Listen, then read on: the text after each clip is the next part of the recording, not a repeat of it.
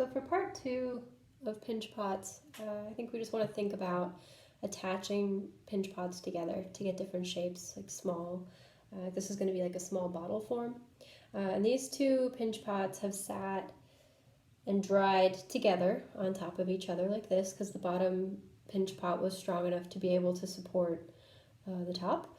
So they sat together for like, I want to say maybe 30 minutes. And then I've took a little bit of clay here out of the bag. And I'm just sort of grabbing the clay, like I'm just grabbing chunks of clay like this here, and we can just sort of pinch it until it becomes like a little coil.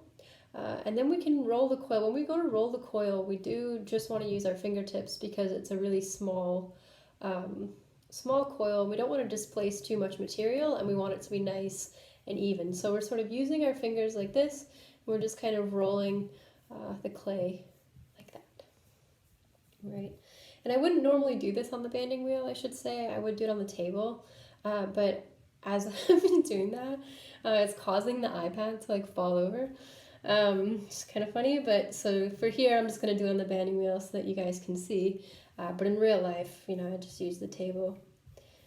And as we're working here, I think we want to also think about clay safety, because clay can cause a lot of dust as it dries, right? So silica, one of the main components in clay, can be harmful to breathe in. So we want to make sure that every time we are using the clay, we're wiping surfaces down. That'll help bond the clay to water so that we don't inhale it when it dries, right? So just kind of going over everything with a wet sponge, rinsing it out into a bucket, and then just maybe going over it one more time.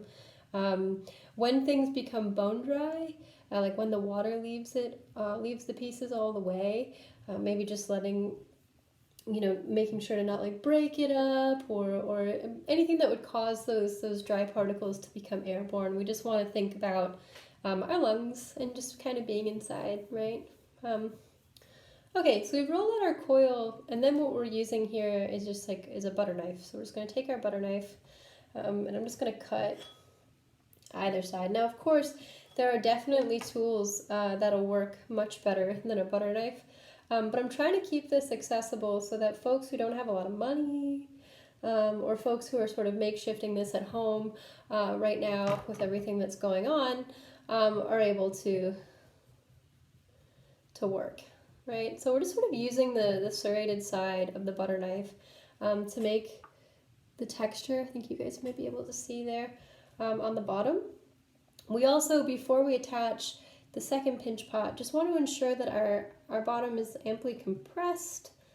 We sort of come in here with our fingers.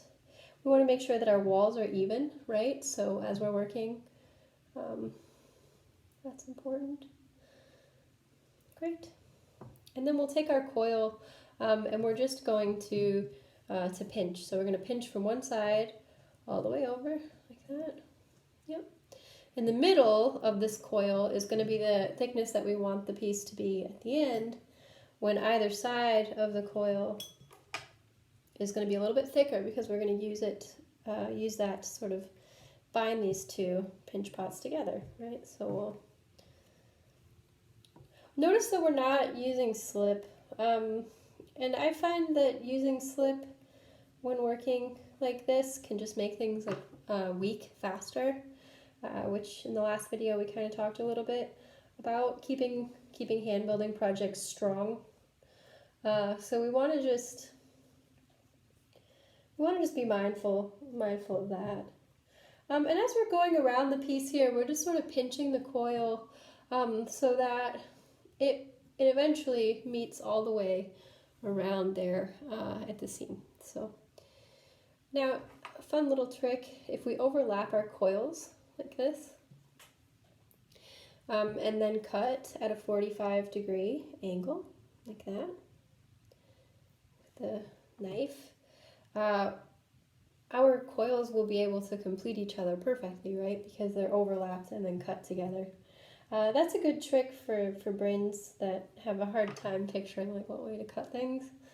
It's helped me a lot.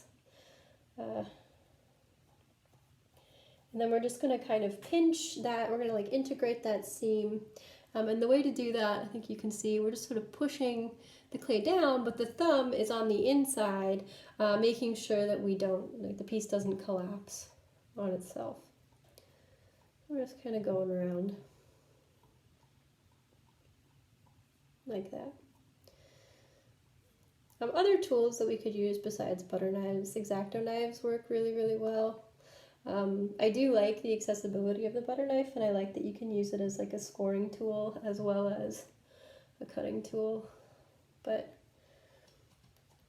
I should say we also want to make sure that our pinch pots aren't too dry, right? So we don't want to leave them for too long. And the hardest part about, like, I think clay online is knowing the wetness of things, because in class, like, it's easy to just pass things around.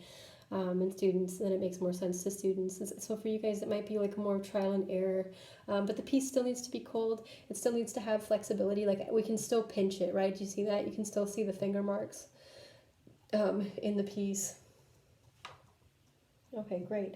So we've added our coil, and now the second pinch pot here has like a little hole in the bottom so that we'll be able to sort of pinch it and form it once we've attached it. But from here, we should be able, yeah, great. So we're just scoring, right, with the knife, just pulling it, scoring here. Now the one problem we might run into is that when we attach these two together, it might just sort of like deflate a little bit with the coil being wet. If that does happen, wait, you know, I would just wait a little bit.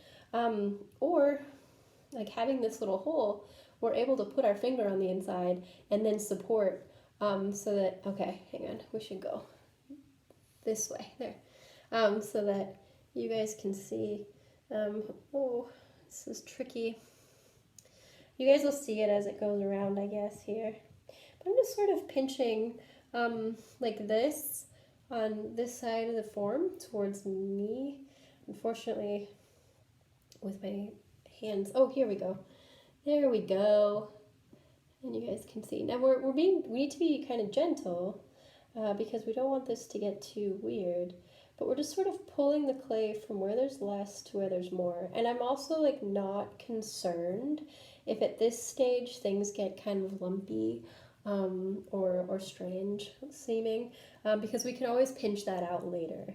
For now, what we're worried about is we're worried about just that seam. We just want to make sure that that seam is nice and secure.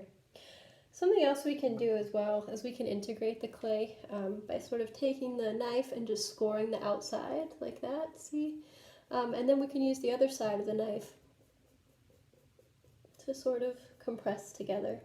If we want things to be straighter after we've connected things, keeping our hand on top and just sort of using the knife like this to just bring things up, okay? And then from here, we can just kind of pinch to get things nice and straight, right? Okay, and then here's what I was talking about before. We can sort of get things to be the shape that we want very intuitively. Just kind of coming in with our thumb.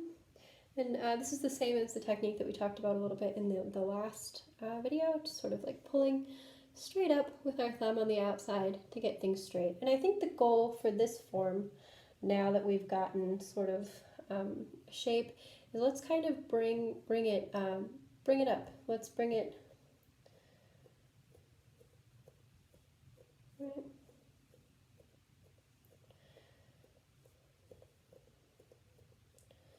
Like that.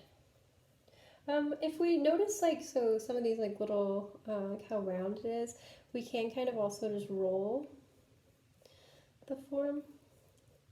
And our biggest